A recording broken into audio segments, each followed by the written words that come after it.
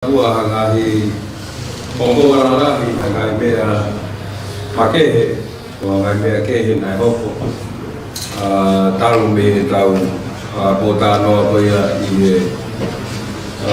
Friday ukosi ko lagi be ato naki na lava mai no fitutuku mai o tau kai nga kon me mamo be ko tani bi na no ko i holo ses wesiliana ko ni i longo koe hoko pe koe tau wakapuna koe nai ke whetungtung maa tau kainga me nusila nai whakaukau fo ke whaeni a pongpong kua loto ai komiti koe ne NMC ke kanseli ai waka koe ni ko hinga pe koe tuunga uki ai Omicron mo COVID tahiwa i Nusila. Koe ko whawhiwhia pe na whae sio, pe ko haha whaunga i toko ni ai pureanga ki he taim whainga taa koe ni tau whito ke ngai tawak whapanga. Kau mahina uto pe whie toko ni maha tau kai ngai muri. E nau tātāna ki mo nau lukuluku. E whaki koroa ke, whaki mea kai, ke toko ni o mai koe ni. Ki tokani ki hona ngai whaamiri, nau kāinga mo nau ngai koro. Ai nai tāli ai e kabineti ke whakaata ai teksi mo tute ngai koroa koe o mai ko hinga koe whatamaki o hoko o kamata he ahoni o lere he whoitau e ta. Ai o pae mai ha o talamu tau pehe mei Nusila pe ko hawheitu. E to o lewa tu te mo teksi, ko ngā peke toko ni atu, ki ho tuunga whakaiwi, pe aku koe whaunga tatau ben mo tana tau ngau e koe ni he ngahi a whaki mua, ai pau ke mai ai wharei mo recommendation ni me he ni mo, pe whakatatau ki ai aho no to'o ai teksi mo tute, aho koloa o ka pau, o mai ko hinga ko whakatamaki na e hoko. Kanta tau pe ku e mea te tokon pare mea ka umai Mr. Fonua, lotu i awhitu, ki hapai, o mui ato wakai, o tau ka inga ko ia na e uesi ai, ka umai ngai motu, ke pe ai ko ngā ke wakai pe ko hai tuunga unau iai, hai mea e te alawhai he pule ngā ke tokoni atu, kia ki nau tolu.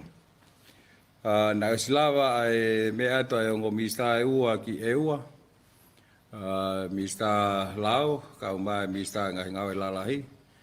Ki ratu ai ke mea te Mr. Lau ko hinga pe ke sio ko hai ai ngahi potungau ai mo ngahi service ai pureanga nai wesia.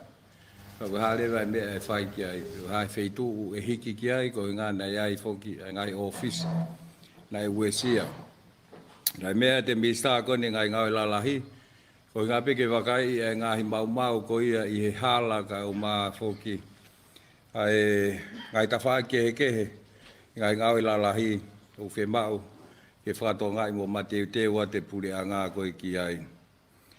Nai lawa lewa pia mo e lulutai o punatu ki ewa i he aho tōnaki, ke whakapapau ipe mo mahino o kuhao, mo lelei e marai wakapuna e ua ko hinga ke toi kamata e whewholau aki wakapuna koe ki e ua.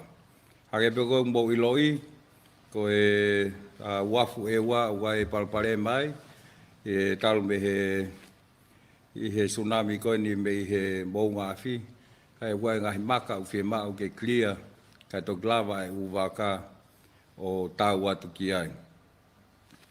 I he taim tatau pena e toi tali e pureanga ai ngahi houa palau. Ko ngā ke tuku atu ke ngahi wāhenga. Ke kamakamata e toi tau pehepe e toi ngā ue. Ai ngahi community ke he koe ni tonga ni kau mā eua mo haapai. E no toi langa hake ta whai koe ni ngō wehe nai mahino pena e uesia. Ai ngai ngō we lahi, ange koe kumala, ange koe ufi. I he e fuko ni nai tō he funga e whonua. Aia ko tonga tapu pe e ua mo haapai, e tuku atu ai ngahi houa e te au, ke ngahi wāhenga whiri ko toa pe, ke kamata aki, koe ta whataha pēni ki he kau whaama tau taha. Ko mea koe ki he ngahi businessi, o kuai toka make ke ai Minister Paanga, ka umaa ai Minister Trade, o whai na whotutu, ke whai ha tokoni makehe, ke ngahi businessi, ke tokoni e nau tolu he taimi whai ngata ako e ni. O tui e kau whai ngongo ko e ngahi kongkonga lalahi pe ia, ngahi mea who'ou, talu me he tau pōtā noa, whamui mui taha, ke o atu pe a pauaha ngai whehu, o ko tui wata pe a hoi mista ko ni ke nau te o atu hawhai kiki. Palo au pito. Tāni ke whehui.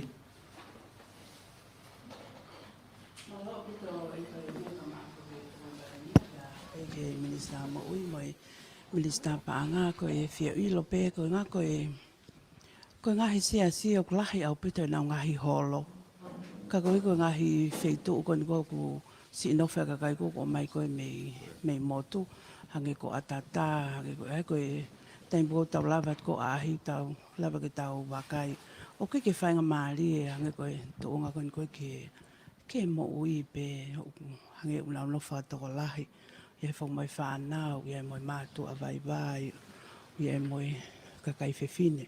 Ka kou lawe i whakahange ko ngahi holo ko ngahi siasi o lai tahe nau ngahi holo pe nguna. O mahino kau ia e whetoko wā mango mo mea. Winga lau ia hango ko kau atata. E lava peke nau alu ka holo ki whainga maali ange. E kou lawe ko e api ko nau ia i maha ulo ki tolu ai whare. Ka koe ngahi whamiri o ku ki toko lahi.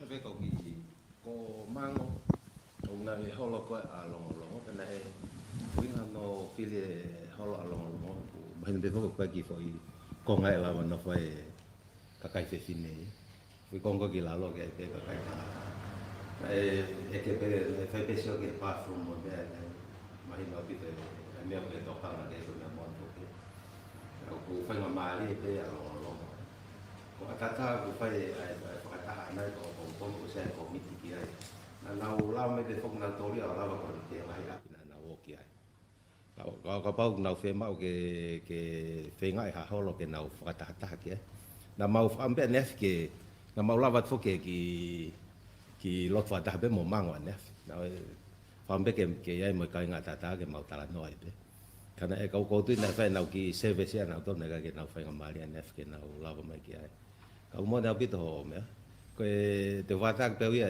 e no foko na na ko le me ko te na te fe ma e ka mango e fangi le fa molu ke mo nga ka mango ma to ke ave ai ko ngai to ko ni basic pe he pa ke ma fa ko ma to ko wata ko mo ka nga ta e mahino e na ngai me ko e fe ma ka pa na pe ke au na to ka hol fa ma ri pe pa mo hato u me pe te na fe ma ke whakakato ke tokon ke nau no whanau.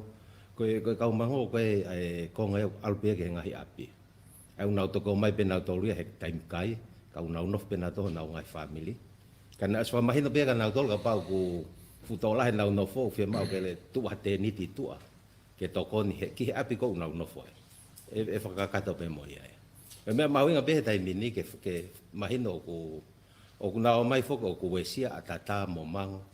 E time lolo aia e lele wanga fo ai o se ta unia patoki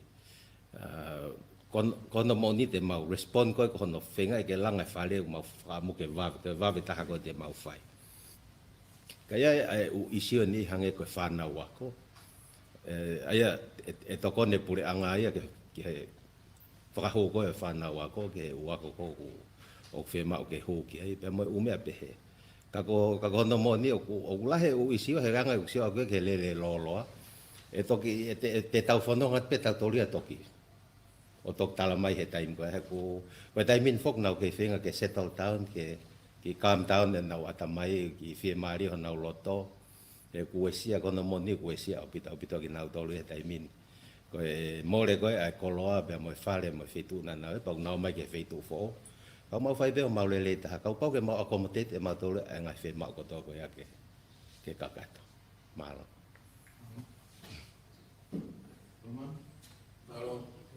Malo el para el día de la madre feituna como hoy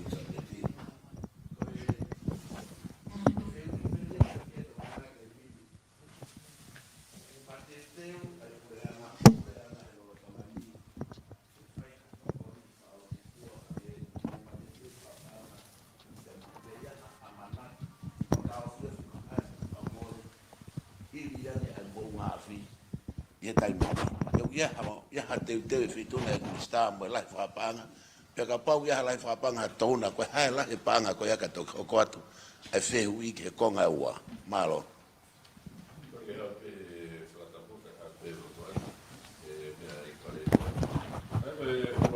que imagino au pito ko pehe ko mau ai mau pe mo more pe ko Britania que imagino ange ko damage and loss ko hi ko wesia he puna ko ni ai mo ngafi o mau ngau pehe taimini I me fa va ve o te ke ta uno tu ki ne kakato ko o langa kakato Aia koe mea koe te ulawa o atu ke whapapau I taimini o whainga ni ai pureanga ke kano kato ke ne mau ai ngahi whie mau whakawawe ke toko nia.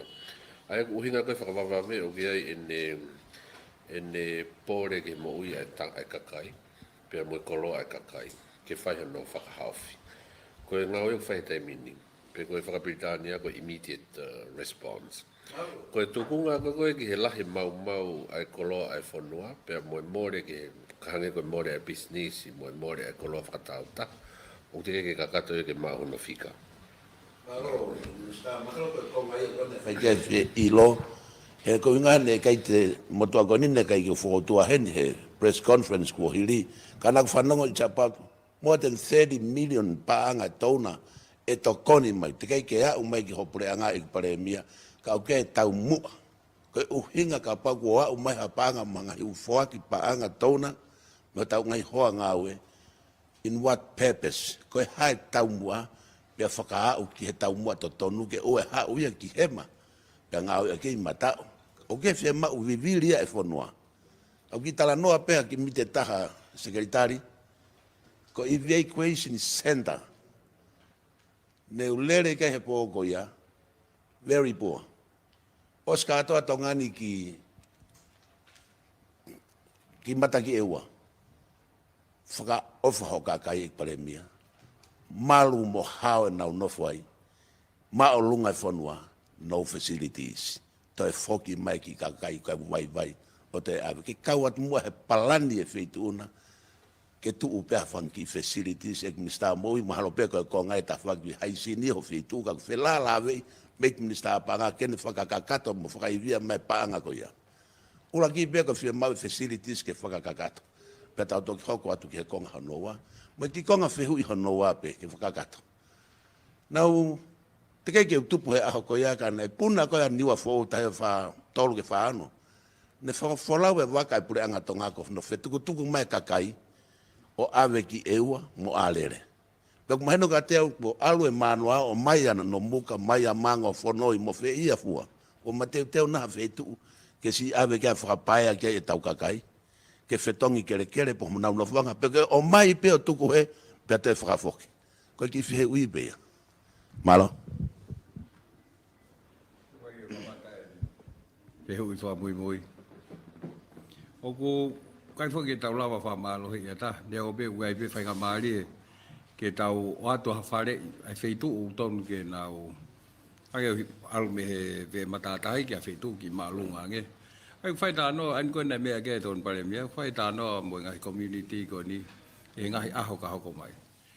Nai tuku anga whai ngā maari e ke nau settle town, ke nau ki malolo, ke uesia nau tunga whakakau, ko ngā nai toki hoko e whakatamako ni.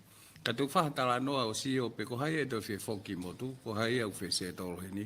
Pai e whakatatau lewa ki ai ngahi ngāue ki hano langa ai ngahi wheituu koe ni nanau iai, pe koe langa iha wheituu ke. Whanko lau, pau ke whai sio ke ta whakere, hange pe koe ngahi langa nei whai ki mua, pau ke whakapapau i ta whaki koe kere.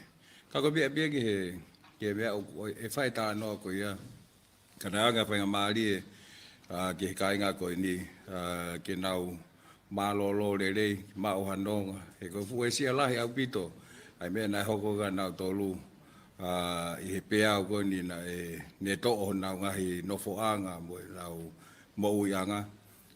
Pea kutui ngwari whawareware ke kamata ki pe nau tau mai koe whehu. Ei, teke nau whoin pe teke whoki. Ai koe whakakau pe ke nau mao malolo. Whahata anoa ki ai pa tau sio lewa pe ko hae mea e lerei whalufua.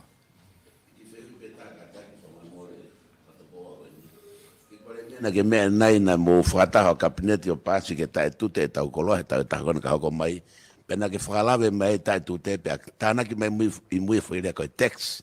Ka kofia maumua ke whakakakato mai he kuia e ria ia text. Koe whanki fees e wafu. Ka wai mo ko exemption koe ka wai consumption tax ko mal koe mea whaikia tokanga. Ka wai consumption tax e CEO. Oia. Whanga te whakatapu ke pare mea ka mai ka whango. Nei tari tutu ni koe ni i he whalaite he hoi kabineti ke kamatanga ke ahoni. Kau konga ua. Koe ngahi toko ni koe mai mi muri whawave vave. Wiko whima uiwiri koe mea kai, koe wala, koe nau nau, whakambao api. Kau e mo ota plus, kono whinga e kene fufuru mga mea be. O atae tai mini ki he mahina e ono. Ke hua mai he kakai, e nau tolu poka nau whakapofonga. Ko hiko whima whakawawave family, ura kia. Ko e whakataha no ua, ku tau ia taha, kamatape mohe ahoni. Ko e o mai ngai koloa, ke whetonga ke ngai koloa na e mau mau.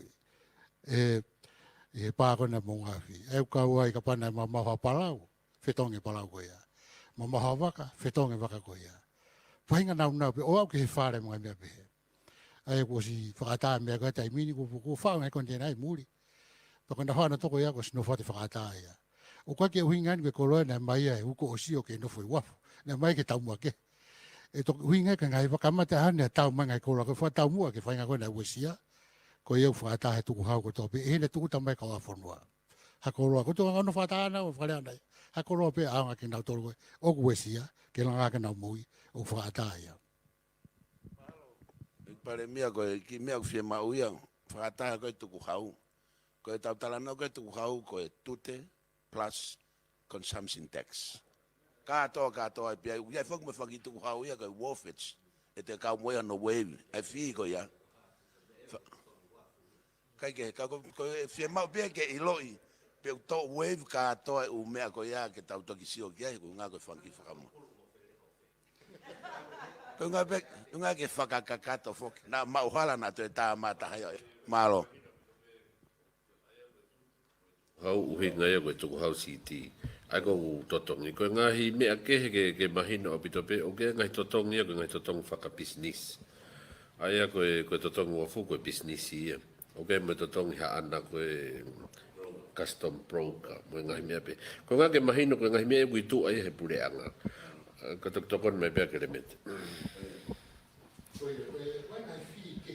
Ngai whiko e pure anga ko ia kuhinga kai mea koni. Tō kātoa. Kau e kolontini mga mea be. Koe ngai whi ke he ia ai whakapisinisi ai kau taha waka mea e tua. Koe wafu koe mea e tua. Koe mea ku mahuinga taha ke mensioni ni. Koe ngai koloa ko tōko kau koe tokoni. Ka pau koe mai tokoni ko hui koe whainga taha koe ni. Sai taha ke whakatoa sila mai ke nimo. Ko hui ke mau whengau e aki.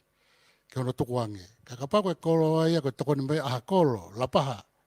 Ia seria ke lapaha tongani. Whakatoa sila mai ki he ofisa kolo. Ko hi ko tene ha ko o tana ke tapa mau whenga o tok tukuange ke ofisa kolo ke aru ia tufa ki hono kolo. Ko mea ko mai whakaluku fua e whakatoa sila mai ke nimo te mau whenga e aki ai pe ko nimo rewa toki ngā ue kono tufa. O peke mau pe hanga koe tau mea. E ai ngahi mea e waka mai whenga ni ua nau kreimi nau totonu ke mau kana kai hoka mau ia. Pea sio potunga ke whakapapau e pito mea koe ia. Ka kuhinga tuku hau he tuku tamai o ta pōta Texas, ko ia wata. Consumption, excise, ko e tute. E ngai kolo excise, fuki ne inu, ko e ngai mea pe, uinga no whakata whaluku fua. Malo.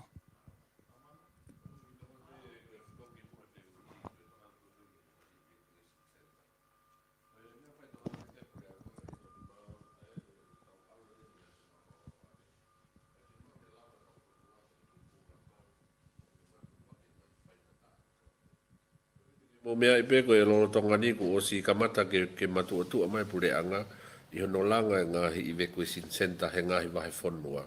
Pea whakamalo ko hange ko e lotu ko e ai sea si ka mana ngai aki muini. Unau tokon lahi apita ke pure anga i he tafa aki ko ni. Ka ko e pore ko o e pa e mo ngawhine ki natula kehe ia. Ai aku ke mea ipe ka whaire vai tokanga tu ki ai he langa ko nei toki hoko mai. Pea mona uhinga ngai whakamore mai mea be malo.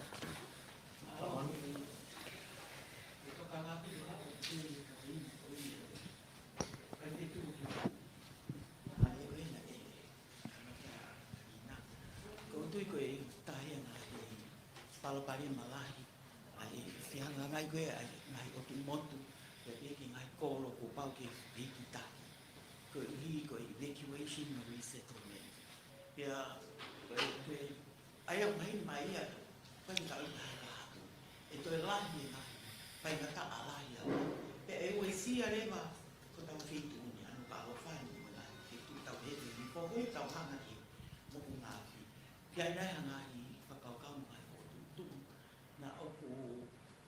kata pe malolo na ito ta ni ha ngawi to na ko to ta to ke na ya ko ia ko to ta na city kena na ngawi fo ngawi savia ta iba ba mo funtu ku na ostala no ia o to ton ke relocate ko lo mu a ke ba hinga tong ha ke ki fo a motu ko hinga ko ma lunga ngai fitu ko ya I he matata hi no ko alofa ke ko hinga ke apia hange ko fe ko ne fa isoani o fie ma ke ya evacuation center to ma I he fe tu ko ni nai hola ki ai ka kai ko hi os mai no pe ko foi ma lunga pe mataki ewa mahalo pe ko ngai me ko ha fua e ngai fo tu pa ku mai no pe ka te au ko fa ba ba ve te tau to kan ke tai mini kai ke pe ke o ate pe ngai fa ka kau ke fai re ba ka I ke tai mi lo o ku mate te na to ngani ki ha to e hoko ha me pe heni he ka hao alo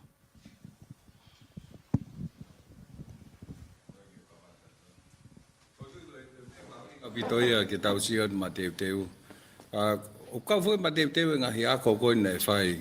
Ka to pe u feitu ko to ai no alo fai. Nei fa mahino mai ngai feitu even apa ya ha mo fui ke wa o hiva tup. O ku hao pe yang malunga fe. Ka ko tu mahalo na e floi lahi ko nei pa me a ko ni ai bonga fi nei ngalo mahalo ngai feitu pe ya. Ai hange kon ko matai ka ko pili nai mahino ia ko fitu malunga e ku hao kana e lahi pe ka inga me ai na to e fononga na dol ki mataki ego ai o ka moia he me ma inga ke tau mana tua ai ngai fa hino ko ia nai mahino vito pe ai Friday fi ai tai mi ko ia pe mahino vito pe e lava pe o to le yang e tau mate te ke ngai fitu o malunga nge. Kalau time tata o apa na no fokoto a feitu ko no matai ka mo o hawai ko ni pili halaleva mo me mahino malunga. Ko malunga ta hai ka we malunga ta hai luku alofa. E si yang e palpale ma ko ni nai hoko. Kau ko ke winga ia ke te play mai hata na tu ha ke o feinga ki mata ki eu. Kau ia ngai me ma winga ke tau mana tua ngai fa hino pe he fa si e palpale ma kau tonu pe ia ke te fa sio ke facilitate mo ai hanga feitu mo ngai tau pe ngai services e ala tokoni ia ki nau tolu ko e nau hola mo kumi mo ui ke ngai feitu ko hange ko mata ki e ona to kan ki ai ko telecommunication. We had to whakau ma wahe atu me he tarigoni he cable. Hanga ai satellite tu a whainga mea be.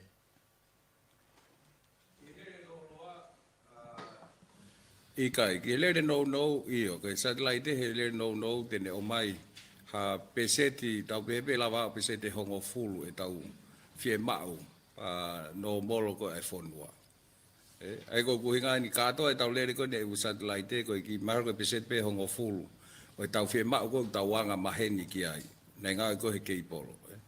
Ko lele loloa ko keipolo ai tau pehe ko kaha uia ko e fetu taki hele loloa. Pako mea whai seo kai pureanga ke ai ha redundancy pe ko ha foi keipolo e taha. O tau pehe fau mai wawa. Ka motu ai keipolo konu almei tonga ke lawa peo ha ue trafiki me keipolo I wawa. Neongo apao nai motu te motu ua pa mo keipolo konu domestiki. E ke lawa peo ha international wa mai ki wawa wa mai mea ki ai ki hapai.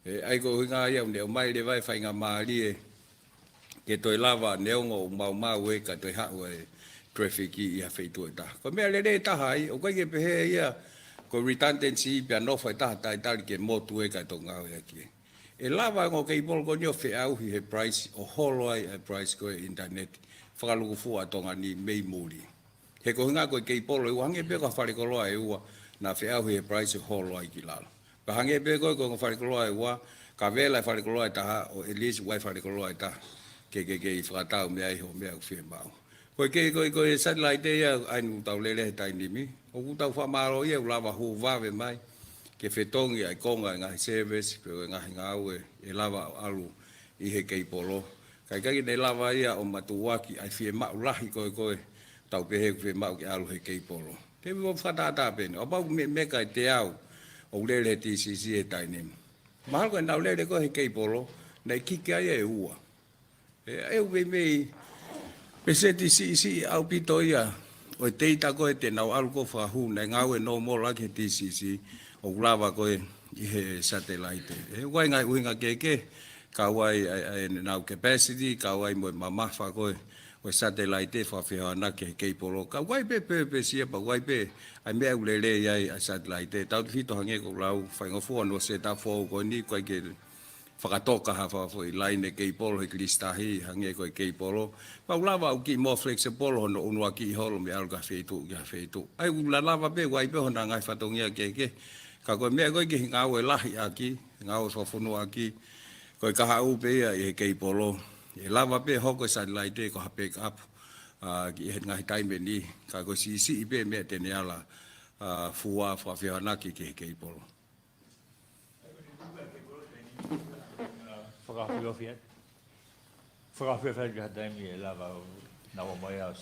ai na lo tonga I ha mo ai tai ni mi ai ke piki e konga mi ai kanau hauleva ai waka ka hauleva ki tonga ni ai ko na wa mai tonga ni te na no foleva sabe asi o pe ko haka me na ho ke polo o pa le na vela ha foi kilomita e ho full ai ko foi kilomita ho full pa ke ho ko aki e ai ko asi mai e wa ngai feitu na e motu ai feitu ta ki pa ko e fe mau pe na wa ma si o tonu pe ko haka me na motu ai pe ko e motu ai kei polo pe na vela ai kei polo pe ko hai me ko ya pa fata tau me ai lo ko e na fa hoko fatongia kai hoko ko ai kei polo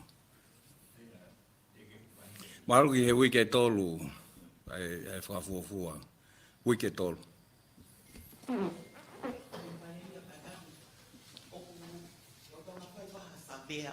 I potu tahi o tonga ni ko mai na ka tau tolu ko mo nga afi I kilisi tahi pe mai no ku fono e veve ko na mo kemikale o ku na fa no pe ko ha no sila ko e vave fa ka ku ha tau ilo ke ngai ola we na lava fai sabe ai ta me America po ta me New Zealand ai po ta mo New Zealand na ha sabe ai ko ne vunda mo u tau langa ke mai no o safe pe ha ke tau ke ai u vaka pe na kau he ala to sabe ko ni na fanua ke pe ko hai tu ngau ki ai ko waka le ta ha waka America na fa fono ga tu ki niwa ke alo sio ke tu nga ko ga niwa na fo ke lau o ga me ko ko niwa pe fo mai ai o sabe ai mai ai o foki mai o to ga mahali pot pe ko hai tu nga ko o e tau pe he krista hi pe wa me ko pe ko hunga pe ia pe ia ka ja me ia fe tu ke ka ko tu ta ni mi ai ko ngova kai u ko ia na lava fai sa ya te na ko ta ha ia to ka ngai ia ki he malu mo ha ko ne u tau langa ko ta ha le va na fa fono ko ki ni wa ke foki mai o mai ki hunga o fai sa ve ai pa to gripoti mai mau inga ko ai me mo uyo tahi ke mo ui anga o ka kai o tonga ni o ku ngawe pe pa nga to tai pe mo to kanga pe kuli anga ke fa manat ke ka kai o te iki ke taimi ke nau ma o anga hi me atahi ko me ngai fe tu ko ni uesia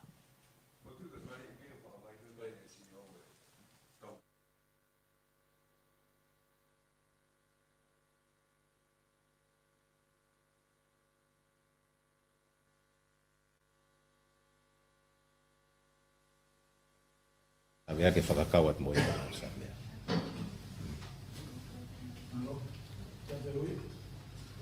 Mape I pare mia ko malu mo hao ko Koe mo ui le ko tau whanua kai mini kai whaituna whoki o ke te Minister Police. Koe kore pe kuia ha ngā ue whawawawe ki he efu e whanua, ki ia ki plani ngā ue ke lifted ai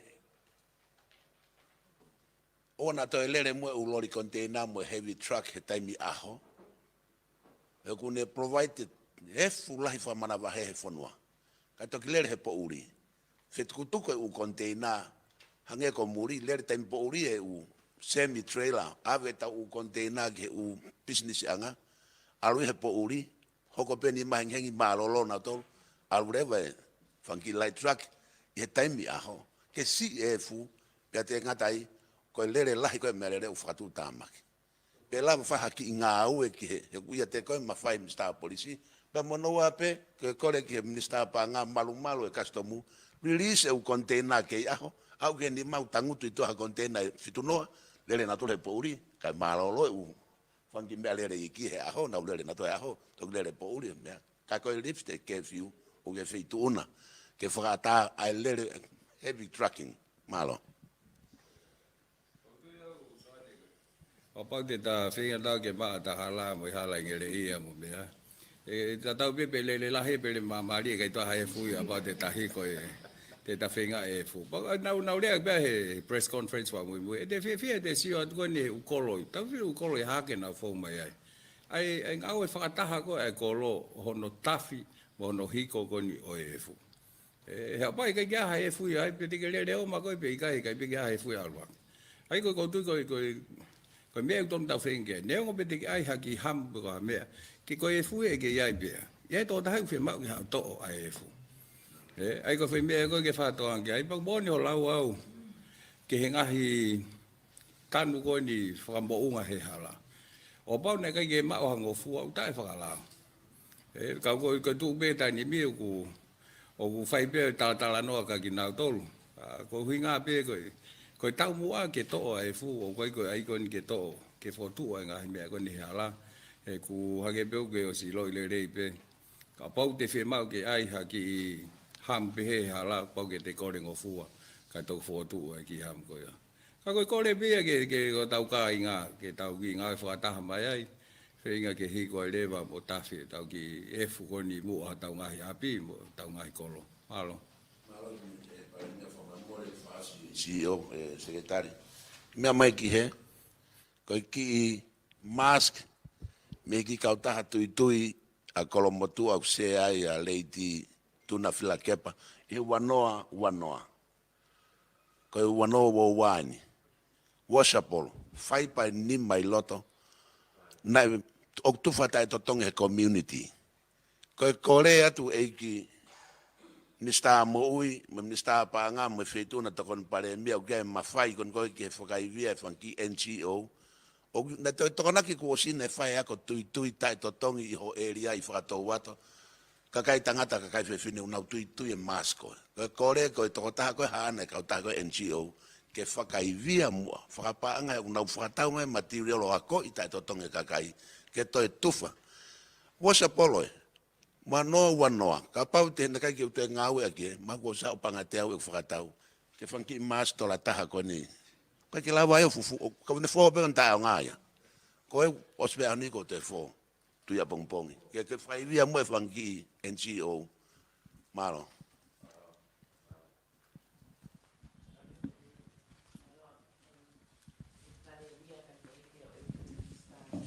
A kabineti. Lotonga whai mai e CVCV ka mautolo he taimini. I he uhinga pe, ko mautolo e tau tangata ko e ahoni, o kumau i he pure anga. Ko ngahi mea kou hoko ka tau tolo he taimini, pure ke hea. Mo o ngāwhi, ha upea mo e COVID, ha u mo e whetu taki, tau whehiki taki ho tau kakai. O kwai e mea ku ue sia lahi. Ia te ki tau tōru. Ko tau ni ihi koe ni au whetuku mai, me motu. O kia e ue sia whaata mai.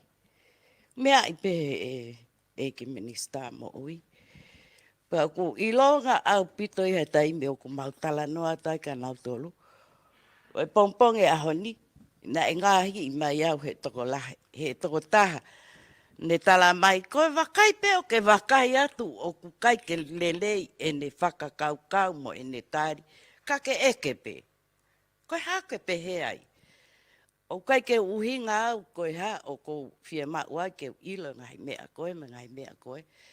Ka koe e sia i he mo ui lelei whaka ata mai.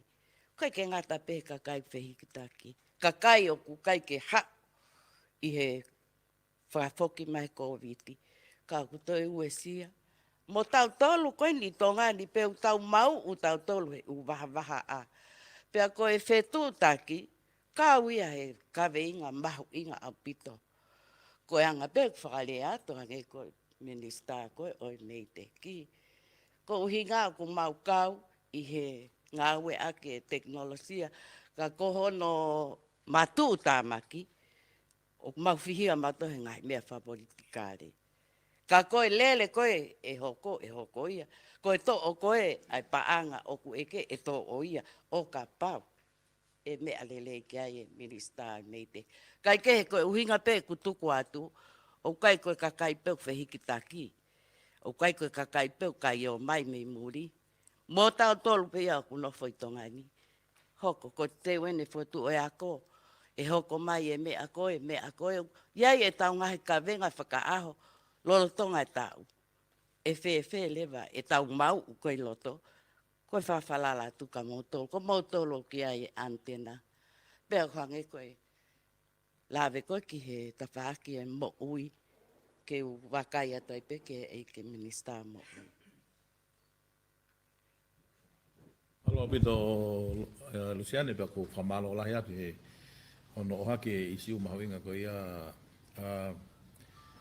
ko e taimi koe nai hoko e whakatamaki na e ai e time potungai mo wina na u wholau atu ki no muka whanoi mo mango pene ai pe taha e kaunga awe ko e hangeha councillor ki tala noa Pea koe whoki mai koe no whetukutuku mai a tata ka ma mango koe ne he toko naki.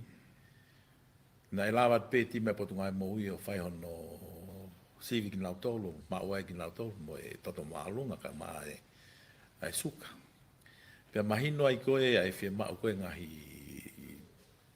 tala noa counselling O kulawa tu e ti me potunga e mo ui he whenga wak whataha mo e tesi koe kau taki lotu. O wia e kau councillor lolo tonga he tainim kau ai asinale lea pe mei katolika. Ko e tim mei lafa. O nau kamata he whiawhine nau takai. O whai hatala noa. Pe nau provide te pe ngahi sivi whaka mo uilelei. Pe e osiko ia te nau mo vetelewa ke whangi kulupu iki. Ka pau ku whemau ha one on one. Ai nei whatoka ngai lahi e mau tolu he o mai koin pa mei. E kawai e nofo koin i atata. Kua e timi ku wahi ki ai ka ma. Aki nau tolu koin mei mango koe he holo koe siliana longo. Ka kumona upito pe ai whakatala noi a Luciane whikawak pa mo e keile rea koe loto. Ka koe mahu inga i e tala noa ki lava o wheringi aki. O ringi mai mea koe na nausio ki ai. Pane lama o ki toa atua ngahi kulukia whaka atamai mo whaka e loto. Pea hange kou whakahoha a koe ono ai whiafi. Koe ngai wheitu pau kuna o si ai te nau ikanu polu a hau. Hoa tolu ke hoa whae tala noa. Pea wosi organize. Pea te nau hoko mai ai peke ngai wheitu koe ni. Na e uesia kawai mo nau tona e whamawahe i mai pa mei atata. Pea mo mango koe mo no muka. O te alu e time e potunga au he waka koe na pongpongi te nau te whakatola he nau kau ngawe ki no muka. Pea ku kawai mo kau councillors ke tonia pek nau tolu koe nau e sia whakai loto mo whakai kau. Pa mo nau pito ka tahaya e isi umawinga.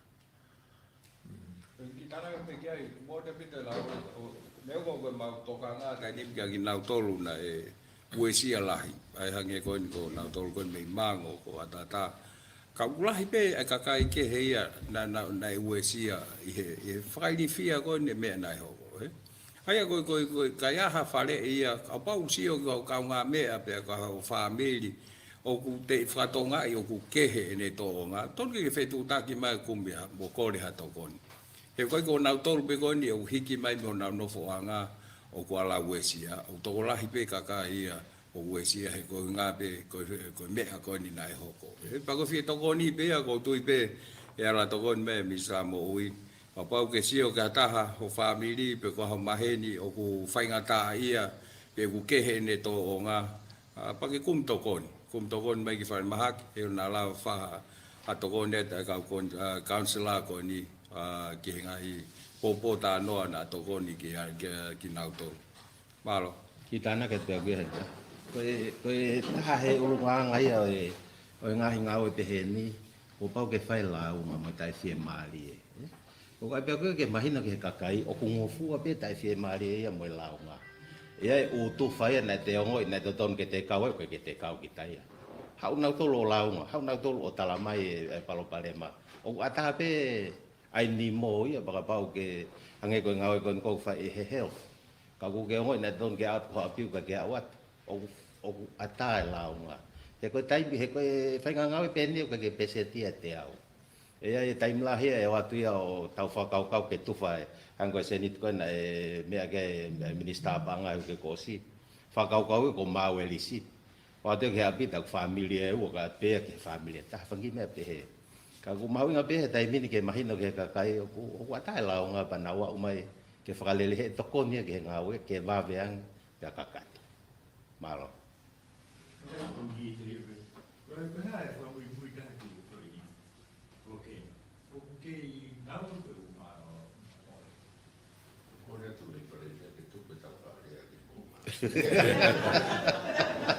Nato ita.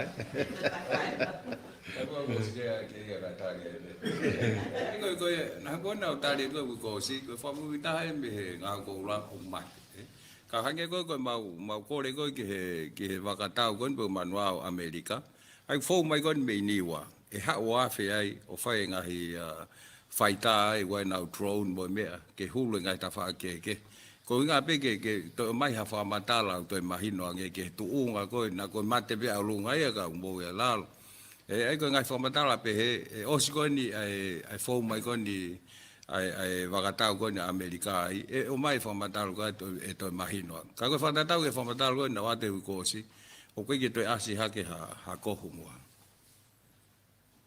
Ki tāna kia pewa e whakatau koe a kurono toga i wawapu tani. Ka kune mui mai e fo i ring o whaia koe hawa i o ai kone ni takai mai ai hawa i pe i hunga.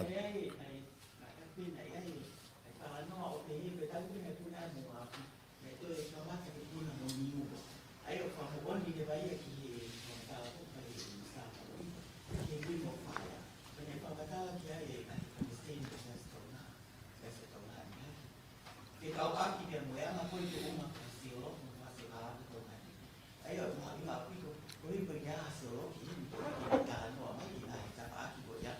Ka ko uhinga dai to ta haya na ki ka mai di u yo ta mai. O ko asa nge Facebook ka pe me ta mai pe to ta na nga tu ka ki ko fa pa ki ese ai na ko ipomu o mi kai ko pu na mo nga fi. Ke fa ton ton na ni mo lao. Mau sai pe ma lo ai internet ko vi e lai ngai me ke pi lo. Ka fu fa e fi a vi to ya na ka no vi o kai ke mo oni o fe a ya ki a ka ta pe lo vi u o mo mo ni.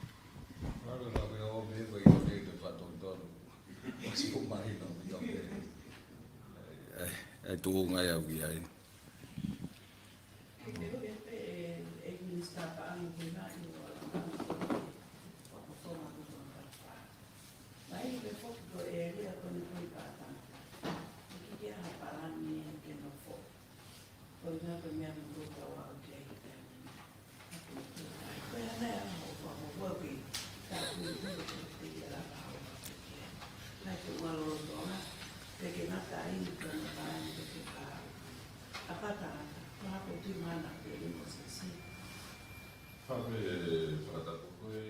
ko fai he tai mine pule anga fo ko to kon fa va va ve ai pe ku monu ia pe pa tanga ta mo sia he nga hi to kon fa va va ve ka ko e uno te me he ni pa le ma ke ai no fo anga fa tai mi pe mo no fetong nga no fo anga ko ia mau mau ko ta me fai to kan ke pule anga ke si ofi le le ko e feitu ko e fai ha to langa fo o hano fo anga ki a family pe ko kakai o ke ato ngahi makotunga whakamalu, whakakere-kere.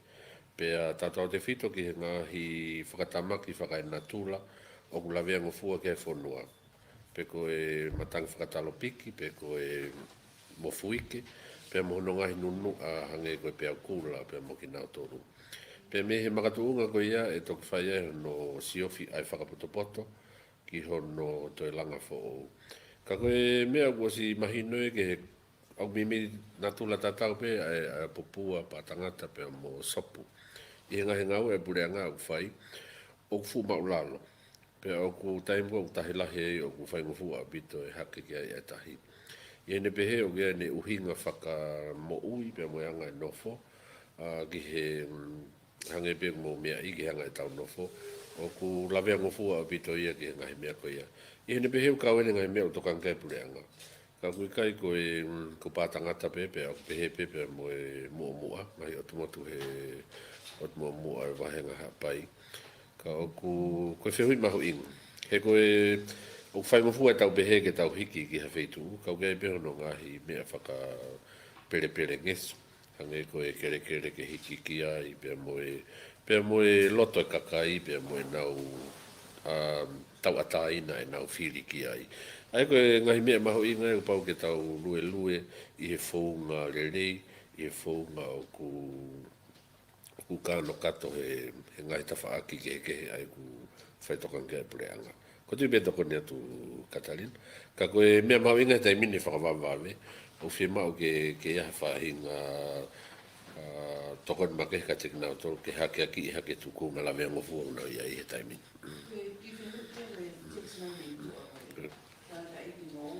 Pe ko e houa palau kuna mea ke e pale mea o ku kehe pe ia me he nei u houa palau nei tu fai pot ngau ngau i he wike atu koa. Ai ko whamahino pe ko e hua palau tokoni fo owen. Ai ko e whai pe tokanga ko hi ko e nei mea ke e pale mea. Ko o si lawea whoke ngahi ngau e roro tongani. Ko e ko e wesia e... Ai ko whai tokanga ke ue ia taimu tau motuhia e tau mau me tokoni mea ngau e. Paka tau mua fo ke mai nonge. Hello. E ku sta ko e. Se mau ia ko e fakai ia ko kai ni. A fucking no way. Ko hili ai tau ka mo hili ai to mo nga. Ko sia ko to mo way to man. Ko me ko le di fakai ia ko hili. Short term growth. Kuma ko ani like that. Aku kaya ko. Apa ko na ka pare pamawi ka to si dia. Ano ke tawa. Ta venga ni short term market. Develop by na kai ta. Kata ta ke final ko wesia fra ta mai. Mata dia fai ma ko tinya kai. Ano ka na mo. Kai tu ko nga to long term planning ya to si dia de ta fra na mari. E whairia ne whangi project i tau kore ke nahi ukoro, mai hanau plan ngāue, kai whaingo fuai ngāue e whitu una mo potu ngāue, mālo. Ko tu e mahina pe tau tatau pe tau ai aku hange pena e o atu ko tokanga lahi ki ni ke tokanga i make ki nau tol o fu vivi riang e nau wesia. Pe hange pe ko mena o te he tokon paremia, ai na fai tokanga make ke o atu whangi se ni ti tokoni. Vave. Kia te nau tolu o nau nofo e ngai whitu koe nea lawea lahi ange a e nau nofo. Ka koe hange koe meo ke o mai o kurerei au pito e ka hono ngā wei ke potu tatau ke he whonua e whiema o haki taim lerei ke pure anga ke tonu. Hange pe koe nea watu he tokon paremia. O ku mausio ene ahoni na e osi koe hono tuwha atu he wike ko osi o mai ke he atokonaki. Na e mahino na e koe uhi koe whakawāna tula whakawawe wawe ngā we na e whai na tikai ke kakato. Pea o whai tokanga makehe ke ni he ku whai ngofua pe ke to ohala pe lawea loto a ki nau tonu na tonu ke nau mao e toko ni. Koe uhi koe tono no whakangau e koe ni. Kau tokanga lahi ai koe lolo tonga ni o ku maunga oi ko kinau tolu koe nei whakarelei whainga whakarelei ki ai. E lawa ke te whoke te kau ofisa ai pureanga. O whakakakato atu a no tuwha atu ki pātangata. Pea pehepe ki kanoku polu ki hihifo. Pea mo kolomotu a mosopu he apongi pongi. Ka koe whai koku hinga ke mahino pe. O ku lahe ngahi mea ku whema wiwiri. Pe hanga ke pau te hoko mai ngai mea. Kau whafu ofa whikotu ka hukat pe ngā ue. Maro. Tara e whikai mono lau, ai ko hinga nia ke whanki ngoe ko ia, e ki kumala mo. Ko ngai ngoe ko mesi ale e tila ke pia ko ngā do business. Ka ko ngā ko kumala whoki ko e tau ki ke tau lahi, nai ue sia lahi a vito. Ko mane o ke nai kai ke ue sia. Ai ko hinga pe ke whakaivia e whanki ai family ke ia nau hoa palau. Ke toi te ai nau ki kumala pe ko e whanki mea pe. Hange pe ko nai ke tau ko ke. Paus pe ko ia tau pe o sia wike ua mai na ta. Pa tau to siu ke pe ko ha me to ke to ni.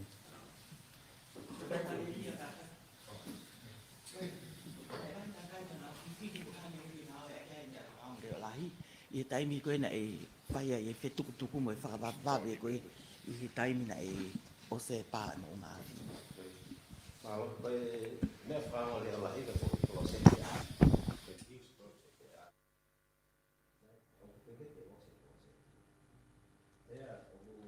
na e whia mau ke o mai e kau engineer me se apani ke whakaos ka e lockdown fo ke umea. Ka ke mau hanau no whaanga i New Zealand mo umea whaka teknikali ko ia. Ka ke lava ke na o mai.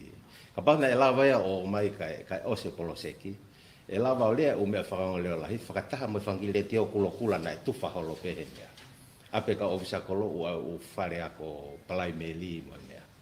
Aia koe na e tau mafo he koe ongo koe mea whale o lahi pa ongo mo le te o mo mea ton ke i loto pea he minite valu ku os ilo gato e tonga ni ai warning e vawe au pita. Ka koe huinga hene te ke ai ka pai e lava he mau palani pena lava whawhaingo fua e ka pai hau ha manuao siapa ni pa ma na mau kore pe ka pai lava mai ele vai kau tuku waka ko ia ka kai ko na stone ke au mai ka ke au mai o klontine pe manuao na lava o se ben a wa ta hai ka hopo mai o ka kata fangi me pe o mau sio ke ta mi ni ke fa ka kata proseki malo Ai ko ina e na kai ke mau ke na kai ke ngalo ke fa mo ui.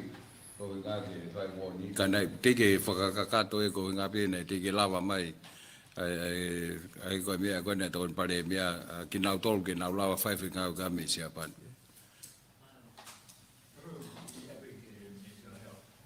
Da apa ke fa apa he ko hai ko e fu ko ni toka ko ngai si mai.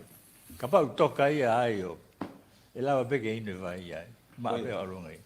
Koe lau ia koe na e mea fo ke si o koe toke tā he ukosi. Ka koe tu ia te mini o ksai pia ke ini. Koe. Na nau tese nau tolu o ku pe usai pe o pa ko si. E koe advice koe mea mau tolu tau pe koe first choice e vai whakatau. Second choice e vai tupu. Pera paule toke ose kai mea koe ia koe vai sima. Na e sivi ke uke mkare ko toa koe na e mea ku hao pe ngasima. Kau ku o ku hoka te polo kalama e potu ngā ue mo e was cluster. Ne o ngopene sai ka te nauhanga treating ngahi sima lai. Hange pe koe ku whahoa he tau press conference wha mui mui. O mahu inga fo ke treating ngahi sima vai on a regular basis. E pa neongo tō mai whakatama koe ni. Kau ku utui mahu inga pe ke tweet pe ngahi maunga vai ia ke ngahi CM o iai.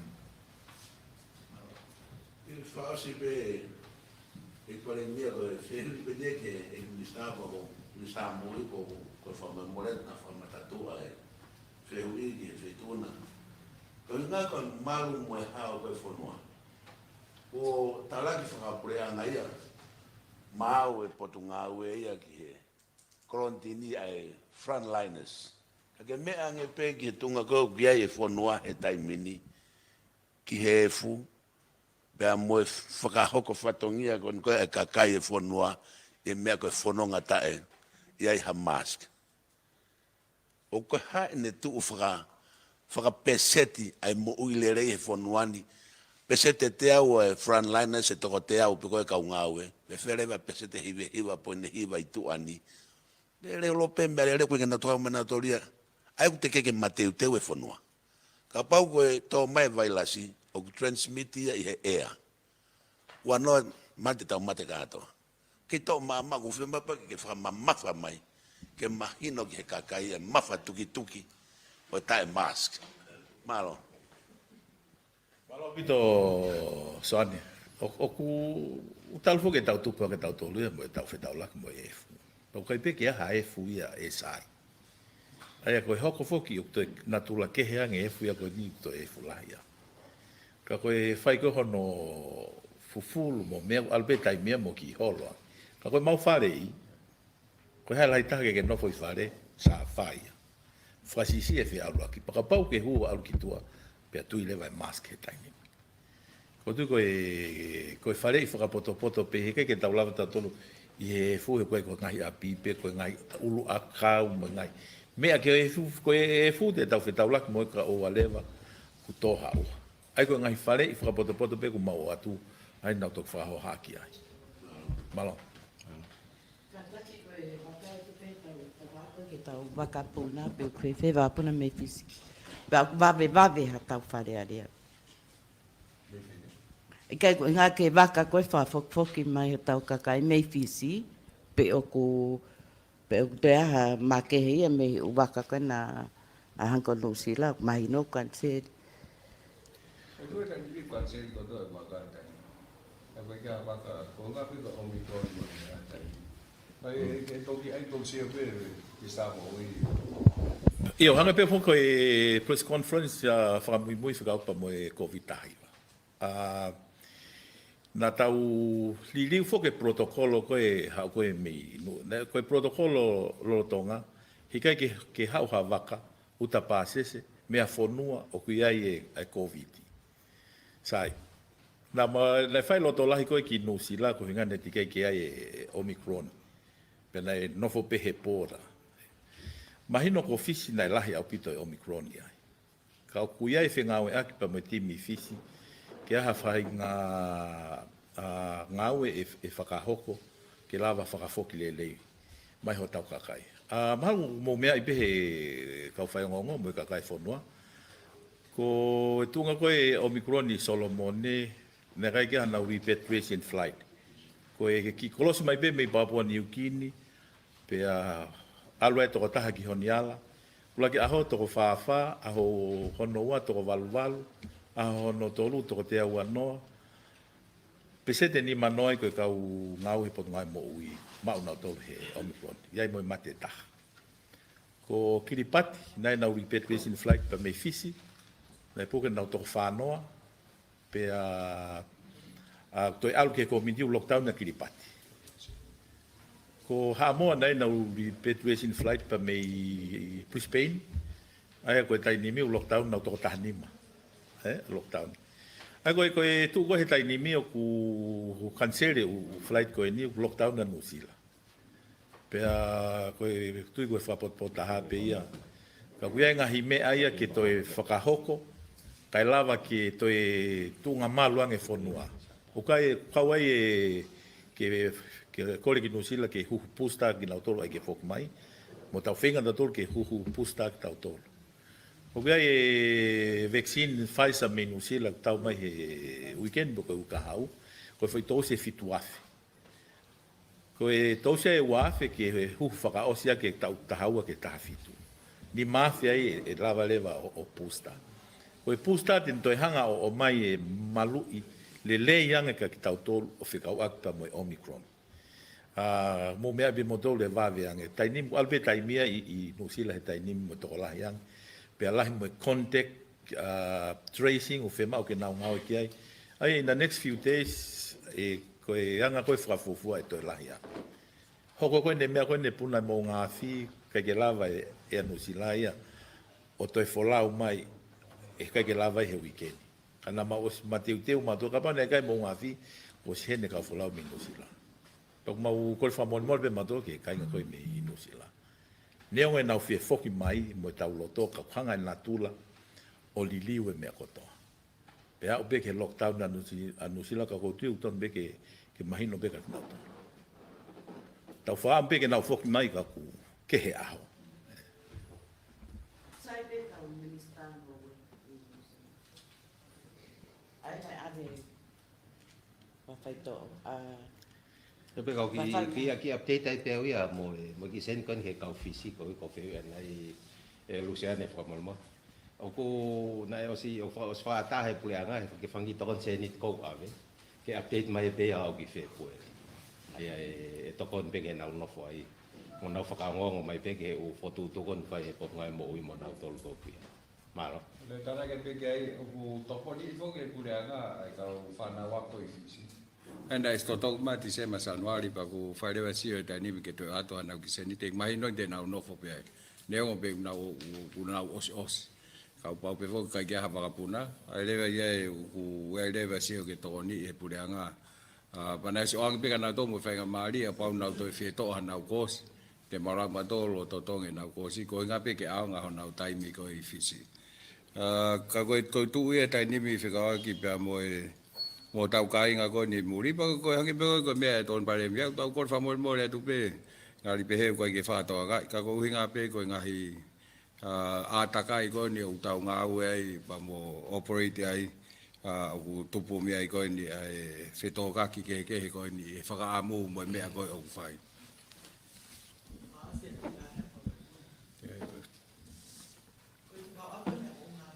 Kai fok pe ki ai. Pe mo ngahi we sia tamaki ko me feri waki ea. O tau fa no ngo pe ngai fitu la la mama ni fangi motu iki. O ive ki we te pe fitu tuki na to ke ngai fonua la lai. O ka hapala ni apule anga pe o fa mai ha fonua o mai e fotografia me tongana ki heni ko hinga he to lai ka ka na urifia na ngo na to o ka ke na to malu i tongani he ko tau of ke mo nga fi tu pe pe nge se tau mo i. Ko ia pe mal. Malo. Ko lau fo kon ko ke mo nga fi mo nga si mai ka sai si he tau lau kon he tai min he ne ti kon ku tau lau he tai min. To ta he tau ta ha ko tau pe ho ko me pe. Ai ko men to kan ko ke ai mi sta pa nga ke ki o te tau fa ale ke ai na fai pa to i tau lo to nga mo he fo ke tai min. Ai tau fa amana ki pe ko ne ki no ngat ko ni he tau ta kon ka ho ko mai ka fo ke tau i lo. Ko fa ka mo fo ke lau man o pe ko pe mai nu sila ko mo tu ni po foi ko ngan yo kalan ke mo la ba mai ki ai ka no mo ni ko tau ofang pe he tau no foi tonga ni nai ki o mana tu pe mahal he save ATP nai pe fe ane nai ki ai pe ko fa ka ke tau un kilo to fonua pe ko tarang he ka pa langi mo mai o save mo talamai e fonga ke tau fa ha fe no alofa ko un kilo to fonua ka li aga no alofa ko opsi ni ki tongan ne ngo pe mau si mo mau masiva ka pa pe ke tau la pe o hawa tu ke tau fa na tau ke ange pe fonua ta tau na tau tu po ke malo o ke ko i me fa spe ke ngai to koni to pe ke fa malo be ngai tau pe ngai fonua tau fe nga wa mo ia ye ngai a ka ko mai ko wa ka mi siapan wa ka puna ta pe ha mo ngai to kon wa ka puna me siaina to ai si o tu ke wa puna me Australia kai ta tau pe o ko mai to kon me siaina ko pa nga point valu miliona US ko to kon ni cash mai ni tu ke ngai to kon ni ko mai ko ni ngai wa ka puna ko fi to kon ni pe ni ngai fonua ko ni ki he fa nga ta ko ni o ko ni fonua ai ko fatongia mahuinga ia ki mau tol ta de fito ke ton pare mia mo ta fa ke ni mo ono toka nga i ko ni ngahi to ko ni mono tufa ke a u ki na tol o fi ma ai ngahi to ko ni malo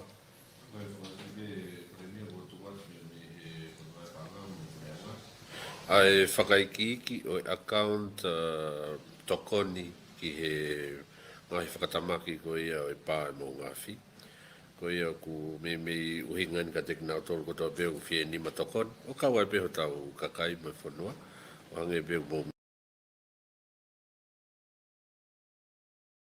me ai ku ka ko mo amana ke le pe ka mai e ki tau ngai ngau ko to pe ko tau mo ke ai pure anga ke vave lahi pe mo te lele yang e ne tali ngai fai ngata ape mo te ke taulanga ke te malu ngata fonua ke matua ke ngai whakatamak pe ni maro. Ai tameri. Avas, azona mas que aqui ona ni ngai. O tutu o tote para na ta ko. Ia ma ko ya na ta ko ki ta dai pare mia ka ma to kon pare mia. Ke whahoko ngai fo tutu ko ta pe ke lava ke mahino pe malava ke whahoko ia ke kahau e whanua mai kakai. Kore katanga e tapakini o whaus kais, amen. Hello.